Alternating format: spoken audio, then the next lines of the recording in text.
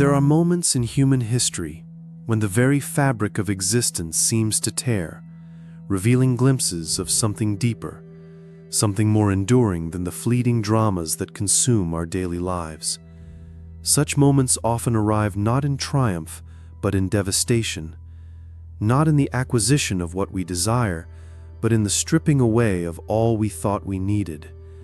And sometimes, if we are fortunate enough to possess the courage to look beyond our immediate suffering, these moments of loss become doorways into wisdom. Picture, if you will, a merchant ship struggling against the Mediterranean waves in the 4th century before Christ. The year is approximately 312 BCE, and aboard this vessel sits a young man named Zeno, son of Menasius, a native of the bustling commercial city of Citium on the island of Cyprus. Zeno is not yet the philosopher whose thoughts will echo through millennia. He is simply a merchant, like his father before him, carrying precious cargo across the wine-dark sea that connects the ancient world. The ship groans beneath him as the storm intensifies. Salt spray stings his face, and somewhere in the depths of his merchant's heart, he begins to calculate his losses. The purple dye from Phoenicia, worth a fortune in Athens. The fine textiles, the precious metals, the carefully negotiated goods that represent not just wealth, but his entire future, his family's security, his place in the world. All of it now at the mercy of forces beyond his control. And then it happens. The ship breaks apart like a child's toy in the hands of an angry god. Zeno finds himself clinging to debris, watching his entire material world disappear beneath the waves. In that moment of absolute loss, suspended between life and death, between what was and what might be, something profound shifts within him. He does not yet know it, but this shipwreck will become the foundation stone of one of history's most enduring philosophies. When Zeno finally washes ashore, drenched and destitute, he makes his way to Athens. The city sprawls before him like a living embodiment of human ambition and curiosity.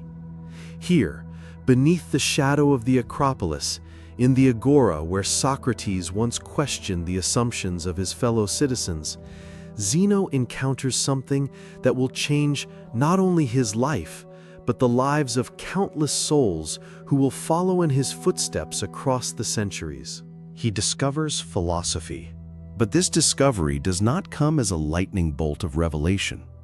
Instead, it unfolds slowly, like dawn breaking over a landscape previously shrouded in darkness.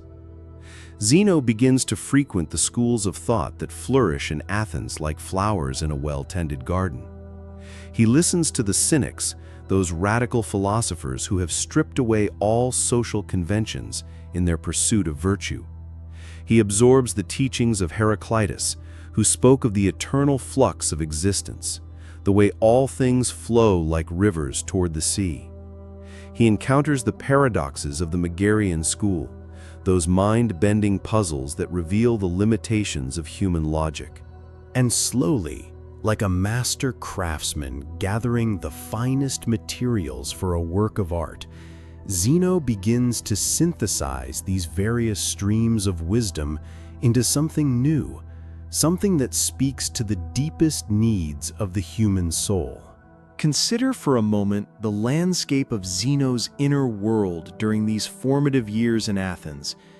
Here is a man who has lost everything he once believed gave his life meaning and direction. His merchant's instincts, honed through years of calculating profit and loss, now turn inward. He begins to take inventory not of goods and gold, but of the fundamental elements of human experience. What, he asks himself, can truly be relied upon in a world where ships sink and fortunes vanish like morning mist? This question burns within him like a sacred fire, illuminating corners of his consciousness he had never before explored. And in the crucible of this inquiry, Stoicism begins to take shape. The word itself comes from the Stoa Poikile, the painted porch where Zeno begins to teach his revolutionary ideas. But the philosophy that emerges from these conversations is far more than an academic exercise. It is a response to the fundamental vulnerability of human existence, a roadmap for navigating the inevitable storms that batter every life. At the heart of Zeno's emerging philosophy lies a profound insight that will resonate across cultures and centuries. The recognition that while we cannot control the external circumstances of our lives, we possess absolute sovereignty over our responses to those circumstances. This idea, simple in its statement, yet revolutionary in its implications, grows directly from the soil of his own experience. When Zeno's ship went down, he lost his cargo, but he did not lose his capacity to think, to choose, to find meaning in his experience.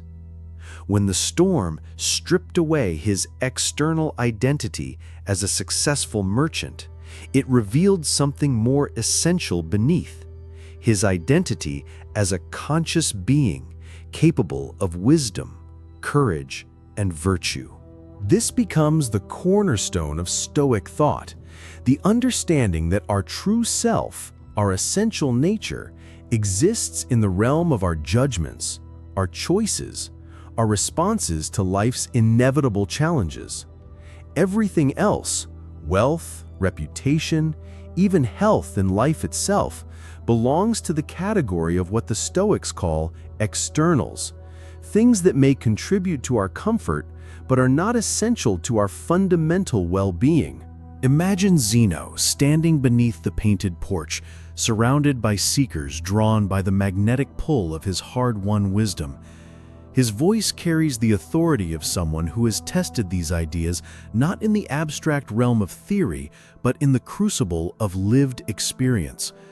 When he speaks of accepting what we cannot change, he is not offering platitudes from the safety of an ivory tower. He is sharing the fruit of his own transformation, from a man dependent on external circumstances for his happiness to one whose peace of mind flows from an inner source that no storm can touch. But Stoicism, as it emerges from Zeno's teaching, is far from a philosophy of passive resignation. Instead, it is a call to the most active and engaged form of living imaginable. For if we are truly responsible only for our responses to life's circumstances, then this responsibility becomes sacred, demanding our full attention and our highest efforts. Zeno teaches that virtue, excellence of character expressed through wisdom, justice, courage, and temperance, is not merely one good among many, but the only true good. Everything else is either indifferent to our genuine well-being or, at best, merely preferred. This might seem like an extreme position until we consider its psychological wisdom. By locating our happiness in the development of our character rather than in the acquisition of external goods, we place it within our own power. We become, in the deepest sense, free. Picture a student approaching Zeno with the kind of question that keeps thoughtful people awake at night. Master, if virtue is the only true good, what about health, wealth, reputation? Are these meaningless? Zeno's response illuminates one of the most subtle and practical aspects of his philosophy. These things, he explains, are not evil, but neither are they inherently good. They are preferred indifference, things we might reasonably choose if given the option, but whose presence or absence cannot touch our fundamental well-being. It is like preferring honey to vinegar, while recognizing that neither can nourish the soul. A healthy body may be preferred to a sick one, but the virtue we display in response to illness, patience, courage, acceptance, is worth more than any physical comfort. Wealth may be preferred to poverty, But the generosity we show regardless of our financial circumstances reveals more about our true nature than any bank balance ever could. This perspective transforms our relationship to success and failure, pleasure and pain, praise and blame. Instead of being at the mercy of external circumstances, we become artists of our own experience, finding in every situation an opportunity to practice virtue, to align ourselves more perfectly with what Zeno calls living according to nature. But what does it mean to live according to nature? This phrase, central to Stoic philosophy, often confuses modern readers who imagine it means returning to some primitive state or following our basic impulses. For Zeno, living according to nature means something far more sophisticated and demanding. It means recognizing our place in the grand order of existence and fulfilling our role with excellence. Human beings, Zeno observes, are rational and social creatures. Our nature includes the capacity for reason, for moral choice, for cooperation and care. To live according to nature means to develop these capacities to their fullest extent, to become the kind of person who responds to life's challenges with wisdom rather than ignorance, with courage rather than cowardice, with justice rather than selfishness, with moderation rather than excess. Consider the metaphor that runs through much of Zeno's teaching, life as a play in which we have been assigned certain roles. We do not choose the plot, the other characters, or even our own part in the drama. But we can choose to play our role with skill and dedication, bringing honor to the performance regardless of whether we have been cast as a king or a servant, as the hero or a minor character who appears in only a few scenes. This image captures something profound about the human condition. We find ourselves in circumstances we did not choose, born into particular families, cultures, and historical moments, given certain talents and limitations, facing specific challenges and opportunities. The question that matters is not why we have been given this particular role, but how we will choose to play it. Zeno himself exemplifies this principle. Cast by fate as a merchant, he played that role until circumstances stripped it away. Then, finding himself in the role of a seeker and eventually a teacher, he embraced this new identity with the same commitment he had once brought to commerce.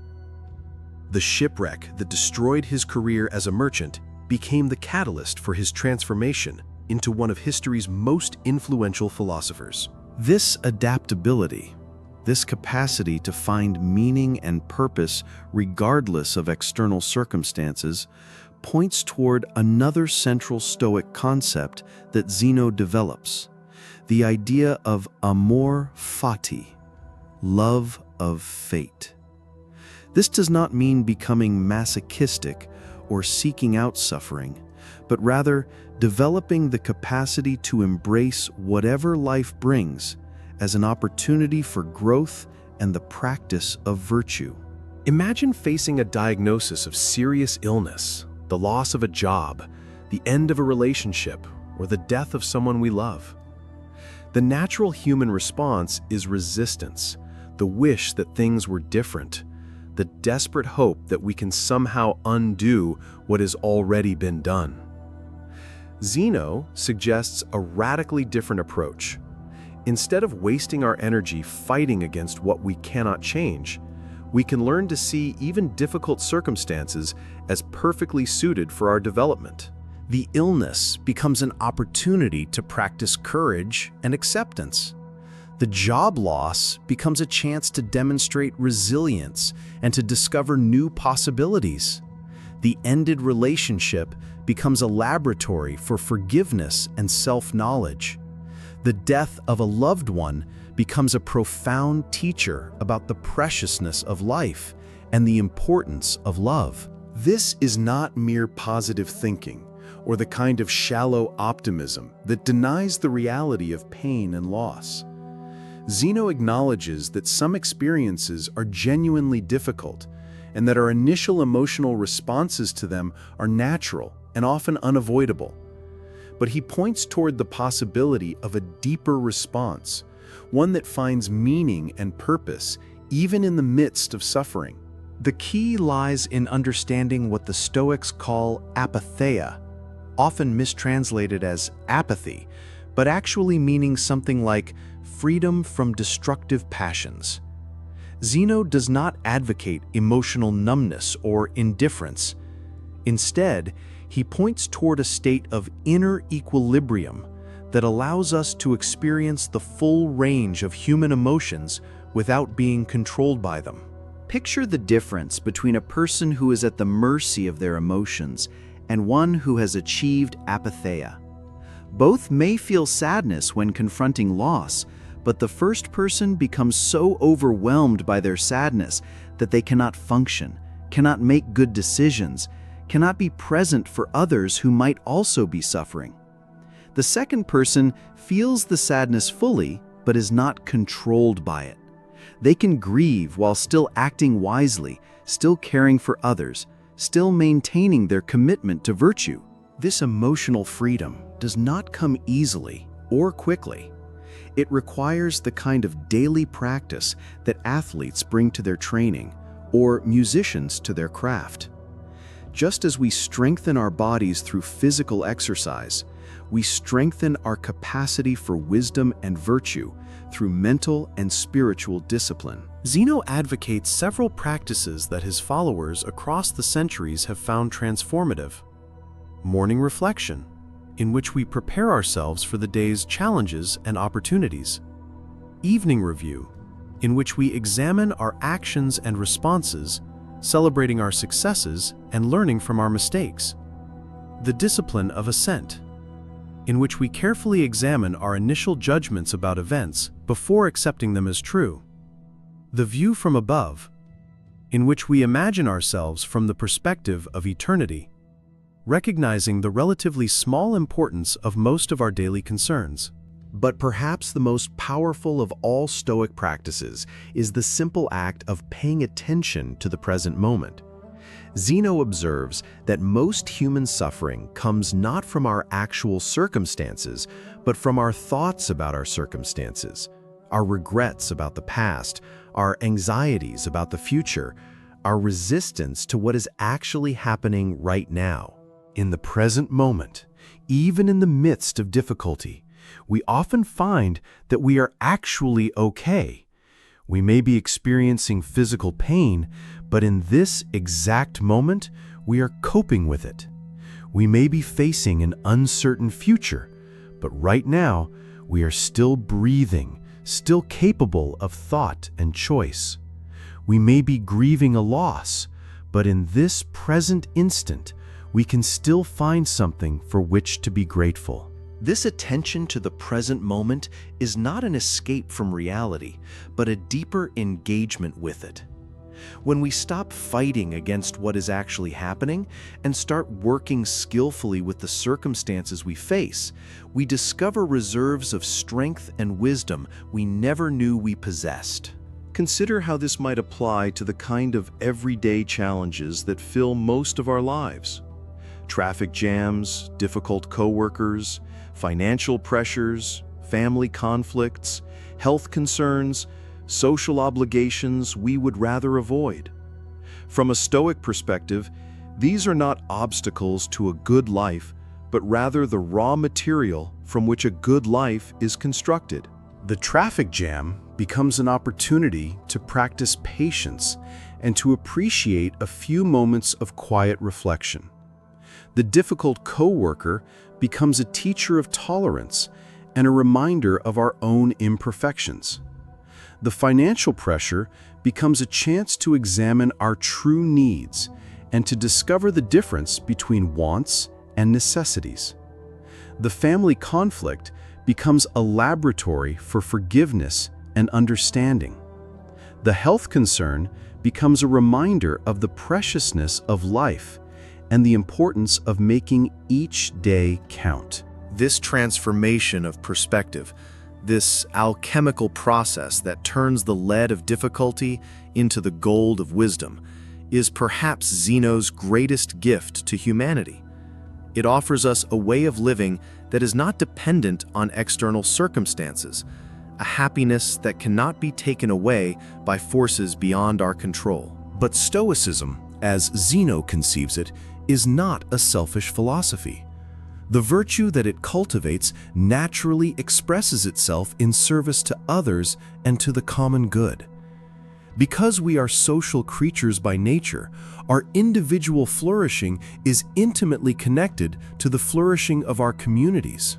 Zeno envisions his ideal student as someone who has transcended the narrow concerns of personal advantage and has learned to identify with the welfare of all human beings. This expansion of identity, from self to family to community to humanity as a whole, represents the natural development of wisdom. The more clearly we see, the more obvious it becomes that our own well-being is inseparable from the well-being of others. This leads to what might be called Stoic activism, engagement with the world's problems, not from a place of emotional reactivity or personal agenda, but from a deep commitment to virtue and the common good. The Stoic works for justice, not because they are angry about injustice, but because justice is part of their nature. They care for the suffering, not because they are overwhelmed by pity, but because compassion flows naturally from wisdom. This kind of engagement is actually more effective than action driven by uncontrolled emotion, because it is more sustainable, more strategic, and less likely to create unintended consequences. The person who acts from virtue can persist in their efforts even when progress is slow, can maintain their effectiveness even in the face of opposition, and can avoid the burnout that often affects those whose activism is fueled primarily by outrage. Imagine Zeno in his later years, his hair white with age, his face carved by decades of thoughtful attention to the deepest questions of human existence. Students gather around him in the painted porch, drawn not only by his wisdom, but by the evident peace that radiates from his presence. Here is a man who has found what every human heart seeks, a way of being that is not dependent on external circumstances, a happiness that flows from an inner source that no storm can touch. But this peace is not the peace of withdrawal from life's challenges. It is the peace of someone who has learned to dance with difficulty, to find meaning in struggle, to discover opportunity in every obstacle. Zeno has become living proof that it is possible for human beings to transcend their circumstances without denying them, to find freedom within the constraints of existence, to discover joy that coexists with sorrow, and hope that survives even in the face of loss. The students who learn from him carry these insights into their own lives, into their own relationships and communities. They become merchants who conduct business with integrity regardless of whether honesty proves profitable. They become soldiers who face danger with courage while maintaining their humanity. They become parents who love their children deeply while recognizing that their children are not their possessions. They become citizens who work for the common good while accepting that they cannot control the outcomes of their efforts. And as these students mature and begin teaching others, Stoicism spreads like ripples on a pond, touching lives in ways that its founder could never have imagined. Centuries later, it will comfort enslaved people like Epictetus, who will discover in Stoic principles a freedom that no chains can touch. It will guide emperors like Marcus Aurelius, who will use Stoic insights to rule with wisdom and compassion. It will inspire writers and thinkers, revolutionaries and reformers, ordinary people facing extraordinary challenges. But the true measure of Zeno's achievement is not found in the famous names associated with his philosophy. It is found in the countless unknown individuals who have used Stoic principles to navigate the storms of their own lives, to find meaning in their struggles, to transform their sufferings into wisdom. Think of the parent sitting beside the hospital bed of a sick child, drawing on Stoic principles to maintain their strength and presence. The entrepreneur whose business has failed, using Stoic insights to find the courage to begin again. The person facing their own mortality, discovering in Stoic teachings a way to approach death with dignity and peace. The activist working for social change, sustained by Stoic understanding that they can control their efforts, but not their results. In each of these situations, Zeno's fundamental insight proves its worth. While we cannot always control what happens to us, we can control how we respond to what happens to us. And in that response lies our freedom, our dignity, and our capacity to live lives of meaning and purpose, regardless of our circumstances. This is why Stoicism has never become merely a historical curiosity, but continues to speak to contemporary concerns. In our age of unprecedented change and uncertainty, when traditional sources of security and meaning often seem inadequate to the challenges we face, Zeno's wisdom offers something timeless and reliable. Consider the anxiety that characterizes so much of modern life. We worry about our careers, our relationships, our health, our finances, our safety, our children's futures, the state of the world. Most of this worry focuses on things that are largely or entirely beyond our control. From a Stoic perspective, such worry is not only useless, but actively harmful, because it distracts us from the things we can actually influence. The Stoic approach to anxiety begins with the simple but profound practice of sorting our concerns into two categories: things we can control and things we cannot. Once we make this distinction clearly, we can direct our energy toward what is actually within our power while accepting what is not. We cannot control whether we get sick, but we can control how we take care of our health. We cannot control whether others approve of us, but we can control whether we act with integrity. We cannot control whether our investments succeed, but we can control whether we make thoughtful financial decisions.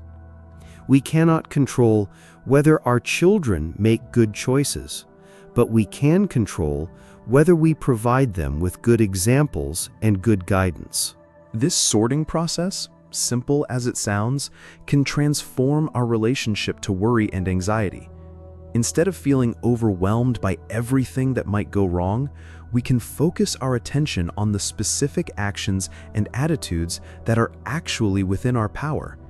Instead of wasting energy on hypothetical future problems, we can address the real choices and challenges in front of us right now.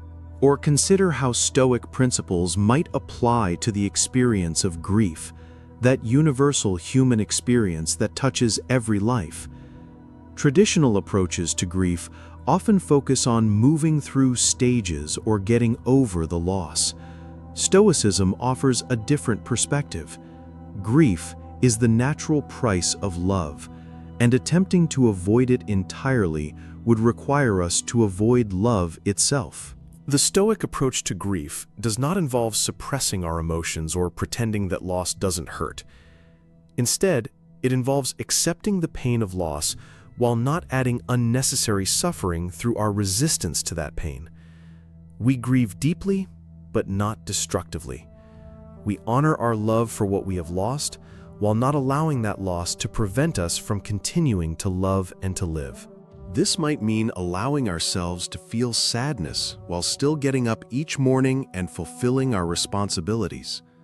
It might mean missing someone terribly while still finding moments of gratitude and joy. It might mean carrying our grief as part of us without letting it define us completely. The Stoic approach to grief is perhaps best captured in the metaphor of the reservoir. Our love for others creates a reservoir of meaning and connection in our lives. When someone dies, it is as if a dam has burst, and some of that water has drained away. The natural response is to try to repair the dam, to somehow bring back what has been lost. But this is impossible. The Stoic approach is to acknowledge that the water level has dropped, while recognizing that the reservoir still contains much that is precious. We can honor what has drained away while still drawing sustenance from what remains. This perspective allows us to grieve without being overwhelmed by grief, to miss someone without losing ourselves in that missing, to carry loss without being crushed by it. It offers a way of staying open to love even after we have experienced the pain that love inevitably brings. Similar principles apply to the disappointments and setbacks that are inevitable parts of any ambitious life. Whether we are artists whose work is rejected, athletes who lose competitions, students who fail exams, or lovers whose affections are not returned, we all face moments when our efforts do not produce the results we hoped for. From a Stoic perspective, these disappointments are only tragic if we have mistakenly placed our happiness in outcomes rather than in the quality of our efforts. If we have done our best work, competed with integrity, studied diligently, or loved genuinely, then we have succeeded in what actually matters, regardless of external results. This does not mean that outcomes are irrelevant or that we should not care about results. It means that our primary satisfaction should come from the knowledge that we have acted with virtue, that we have been true to our values, that we have given our best effort to what matters to us. When we locate our happiness in the process rather than just in the outcome, we become much more resilient in the face of disappointment and much more likely to persist in our efforts over time. The entrepreneur whose first business fails can take satisfaction in the courage required to try, the skills developed in the attempt, and the knowledge gained from the experience. The artist whose work is rejected can find meaning in the creative process itself, in the growth that comes from putting oneself into one's work, in the simple joy of making something that did not exist before.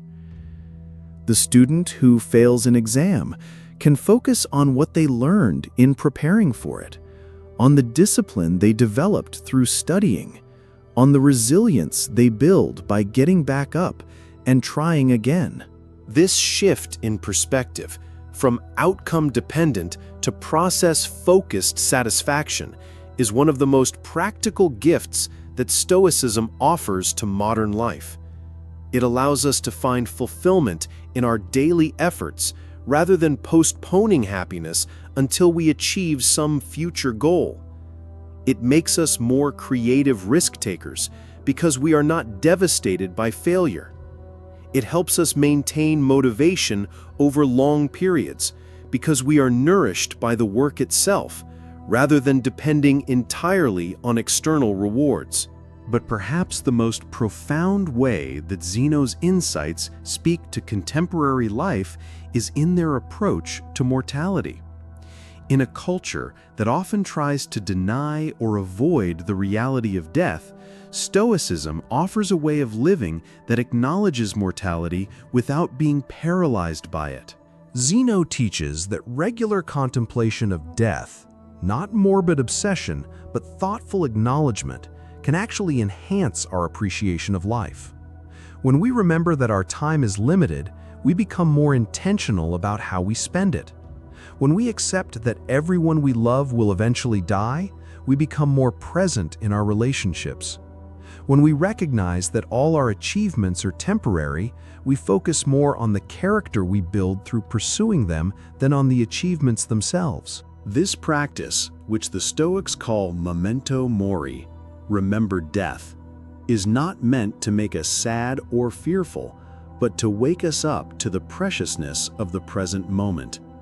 Like someone who has been told they have only a short time to live, we can use the awareness of mortality to clarify what really matters and to live with greater intention and purpose. Imagine approaching each day with the knowledge that it might be your last. What would you pay attention to? How would you treat the people in your life? What would you worry about, and what would you let go? What would you want to accomplish, and what would seem less important? This kind of reflection, practiced regularly but not obsessively, can gradually align our daily choices with our deepest values. The awareness of mortality also puts our troubles in perspective. The rejection letter that feels devastating today will be forgotten in a few years. The social embarrassment that keeps us awake at night will not matter on our deathbed. The financial loss that seems catastrophic now will be irrelevant from the perspective of eternity. This is not to minimize genuine difficulties, but to help us distinguish between problems that deserve our full attention and those that we can afford to take less seriously. At the same time, contemplation of mortality can heighten our appreciation for simple pleasures and everyday blessings. The taste of food, the warmth of sunlight, the sound of laughter, the comfort of friendship, all of these become more vivid and precious when we remember that we will not always have access to them. Instead of taking these gifts for granted, we can receive them with something approaching awe. This integration of mortality awareness into daily life represents one of the most mature aspects of Stoic philosophy. It avoids both the denial of death that characterizes much of contemporary culture and the morbid preoccupation with death that can prevent us from living fully. Instead, it uses the reality of mortality as a teacher, helping us live with greater clarity, purpose, and gratitude. As we near the end of our journey with Zeno, it is worth reflecting on the remarkable trajectory of his life and thought. He began as a merchant focused on external goods, the purple dye, the fine textiles, the precious metals that seemed to define his worth and purpose. A shipwreck stripped all of this away, leaving him with nothing but his capacity to think, to choose, to respond to his circumstances with wisdom or folly. In that moment of loss, he discovered something more valuable than any cargo: the recognition that his true self, his essential nature, existed not in what he possessed, but in how he chose to respond to whatever life brought him. This insight, born from personal catastrophe, became the foundation for a philosophy that has comforted and guided millions of people across more than 2 millennia. The painted porch where Zeno taught his students has long since crumbled into dust. The particular words he spoke have been lost to history. Even his physical appearance is known to us only through second-hand descriptions. But the essence of what he discovered, that human beings can find freedom and dignity and joy regardless of their external circumstances, continues to speak to anyone who has ever felt overwhelmed by forces beyond their control. We live in an age when it is easy to feel small and powerless in the face of global challenges, technological disruption, social upheaval, and personal difficulties that often seem beyond our capacity to solve. Zeno's response to such feelings is both humble and empowering. We may not be able to control the storm, but we can learn to sail. The storms that batter our lives, illness and loss, failure and disappointment, conflict and uncertainty, are not obstacles to a meaningful existence, but rather the very conditions within which meaning must be found.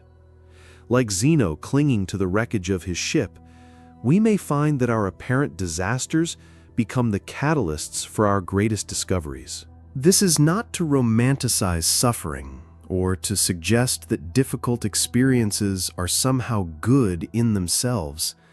It is to recognize that since suffering is inevitable, our task is not to avoid it, but to respond to it with wisdom, to let it teach us what it can, to use it as raw material for the construction of character and the deepening of compassion. The merchant who lost his cargo and found his calling reminds us that our apparent setbacks may be setups for transformations we could never have imagined.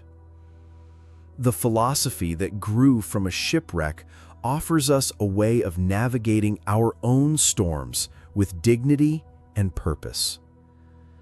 The man who learned to love his fate invites us to discover what it might mean to embrace our own lives fully, with all their imperfections and uncertainties.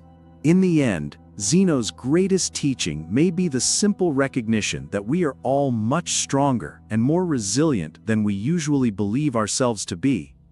When everything external falls away, when the ship goes down, when the career ends, when the relationship fails, when the diagnosis comes, when the loved one dies, something essential remains. Something that can think and choose and love and hope and create meaning from whatever materials life provides. This something, call it soul, consciousness, the divine spark, or simply our capacity for virtue, is both the starting point and the destination of the philosophical journey. It is what we discover when everything else has been stripped away, and it is what we learn to trust when all other sources of security prove unreliable. To live as a Stoic, in Zeno's sense, is to live with the constant awareness of this essential self, to make decisions from this place of inner strength rather than from the shifting sands of external circumstances. It is to find in every challenge an opportunity for growth, in every loss a chance to practice acceptance, in every conflict a laboratory for virtue. But it is also to live with tremendous compassion for others who are struggling with their own storms, their own shipwrecks, their own journeys toward wisdom. For if we are all essentially struggling to respond skillfully to circumstances largely beyond our control, then we are all fellow travelers on the same path, all students in the same school, all passengers on ships that may founder but cannot ultimately defeat the spirit that sails them. The young merchant who lost his cargo in the Mediterranean so many centuries ago could never have imagined that his response to that loss would still be helping people find their way through darkness more than 2,000 years later. But perhaps this is the most beautiful aspect of the human story, our capacity to transform our personal struggles into gifts for others, to let our own hard-won wisdom become light for those who come after us.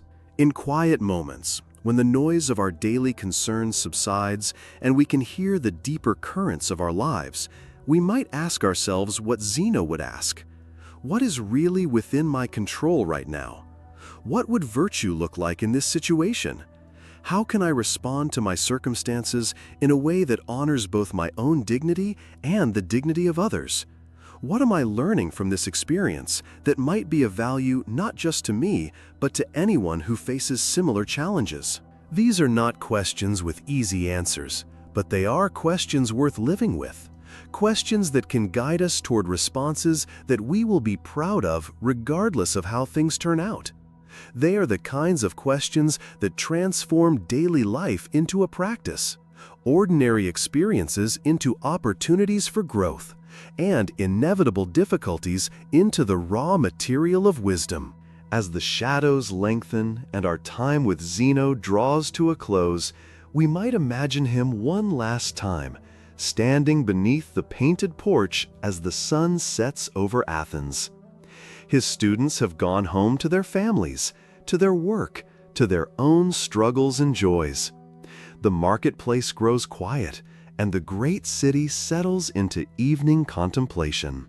In this moment of solitude, Zeno might reflect on the strange journey that brought him from merchant to philosopher, from someone dependent on external goods for happiness to someone who has found an inner source of peace that no storm can touch.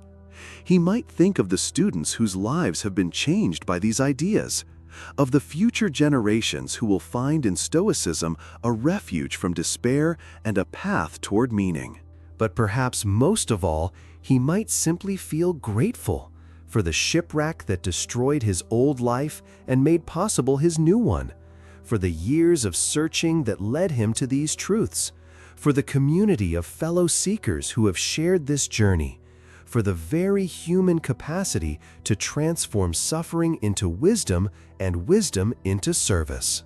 The painted porch grows dark, but the light kindled there continues to burn in hearts and minds across the centuries, offering guidance to anyone who has ever felt lost at sea, who has ever wondered how to find solid ground in a world of constant change, who has ever sought a way of living that is both fully human and genuinely noble. That light burns still, waiting to illumine whatever storms we face, whatever cargo we lose, whatever new shores we wash up on in our own journeys toward understanding.